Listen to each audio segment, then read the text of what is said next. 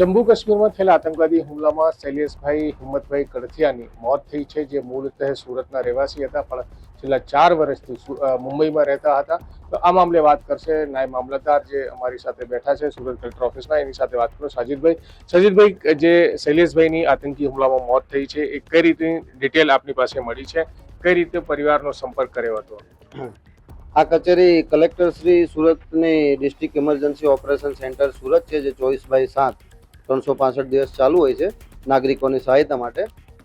હાલમાં આજે જે કાશ્મીરમાં આતંકવાદી હુમલો થયો એમાં શ્રી શૈલેષભાઈ હિંમતભાઈ કડથિયાનું દુઃખદ અવસાન થયેલ છે.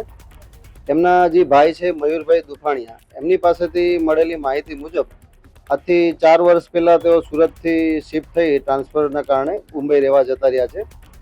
આ જે હુમલો થયો ત્યારે શ્રી શૈલેષભાઈની સાથે એમના પત્ની શીતલબેન, પુત્રી નીતિ અને પુત્ર નક્ષ આ પણ સાથે હતા, જેઓ સેફ છે અને હાલમાં કાશ્મીરના વહીવટીતંત્ર, પોલીસ તંત્રની ઓફિસમાં છે.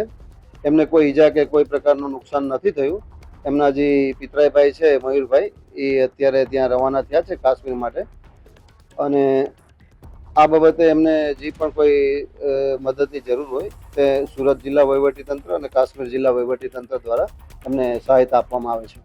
આજે શૈલેષભાઈ છે તે કઈ રીતે સુરતમાં રહેતા હતા અને ક્યારે રહેતા અને મુંબઈ પછી ક્યારે શિફ્ટ થયા છે, અને વધુ વિગત શું પ્રાપ્ત થઈ છે એમના વિષયમાં?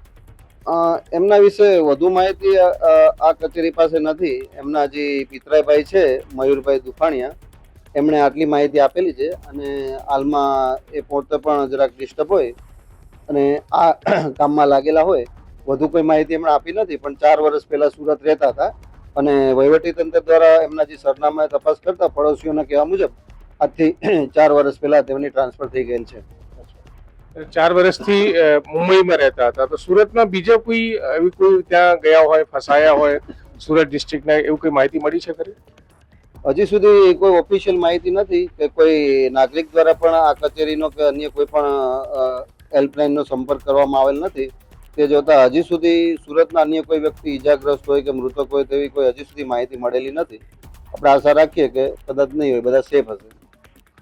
બિલકુલ, નાયબ મામલતદાર જે આપણી સાથે સાજિદભાઈ વાત કરી રહ્યા હતા, એની સાથે સાથે હું આપને જણાવી દઉં છું કે મોટા વરાછા વિસ્તારમાં કસ્તુરી બંગલો નો પણ એક એડ્રેસ મળ્યો હતો તંત્રને, અને એ તપાસ કરતા ત્યાં એમના જે કઝિન બ્રધર છે મયુરભાઈ, તેઓ ત્યાં રહેતા હતા. પોલીસની ટીમ પણ ત્યાં જઈને તપાસ કરી હતી. ત્યારબાદ જે આધાર કાર્ડ આવ્યો છે મૃતકનો શૈલેષભાઈને, એ આધાર કાર્ડ પર ચીકુવાડી હરિકુંજ સોસાયટી કાપોદ્રા વિસ્તારનો એક એડ્રેસ આપ્યો. ત્યાં પણ પોલીસ જઈને તપાસ કરી હતી, કન્ફર્મ કર્યું હતું કે હા, જે શૈલેષભાઈ હિંમતભાઈ કડથિયા જે છે, જેમની મોત થઈ છે આતંકી હુમલામાં, તેઓ પહેલા સુરતમાં જ રહેતા હતા, હવે છેલ્લા 4 વર્ષથી મુંબઈમાં રહે છે, કારણ કે બેંકમાં નોકરી કરતા હતા. એમની ટ્રાન્સફર મુંબઈ થઈ ગઈ, ત્યારબાદ પરિવાર સાથે તેઓ મુંબઈ રહેવા ચાલ્યા ગયા હતા. તો આ પ્રકારની માહિતી જિલ્લા તંત્ર પાસે છે, અને અત્યાર સુધી બીજી કોઈ માહિતી એમની પાસે નથી કે જમ્મુ કાશ્મીરમાં કોઈ ફરવા ગયા હોય, ફસાયા હોય, કે કોઈ પ્રકારની માહિતી નથી. તો જમ્મુ કાશ્મીરના પહેલગામમાં થયેલા આતંકી હુમલામાં સુરતના મૂળતઃ રહેવાસી અને હાલ મુંબઈમાં રહેતા શૈલેષભાઈ હિંમતભાઈ કડથિયાની મોત થઈ છે, જેને લઈને સુરતમાં પણ શોકની લાગણી છે, અને સાથે સાથે જે પ્રકારે આતંકવાદી હુમલો થયો છે એ સમગ્ર દેશમાં રોષની લાગણી છે દેખાઈ રહી છે. સંજય સિંહ રાઠોડ, ગુજરાત તક, સુરત.